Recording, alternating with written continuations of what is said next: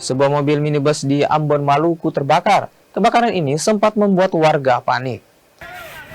Kebakaran minibus ini terjadi di Jalan Piretendean, Kota Ambon, Maluku. Mobil minibus terbakar saat tengah melintas.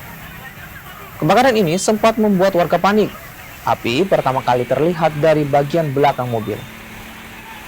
Warga yang berada di lokasi berupaya memadamkan api dengan peralatan seadanya. Api baru bisa dipadamkan setelah satu unit mobil pemadam kebakaran diterjunkan ke lokasi. Polisi masih menyelidiki penyebab kebakaran. Diduga mobil membawa BBM ilegal saat kebakaran terjadi.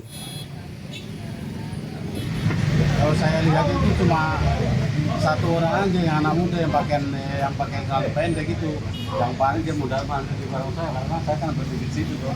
Saya terlihat terus, saya juga panik ini ada, karena di dalam auto itu api tuh menyala besar yang posisi di belakang itu, di belakang yang jok belakang itu sudah terbakar. Itu yang api besar dari belakang jauh.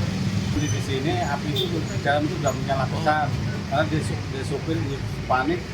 Kan semua orang kan panik, cuma saya kan bantu cuma pakai air di ember saja di sisinya ambil. Kalau sopirnya itu awalnya tidak lari, ada terus orang banyak tidak tahu kemana dia perginya, kemana sudah tidak tahu.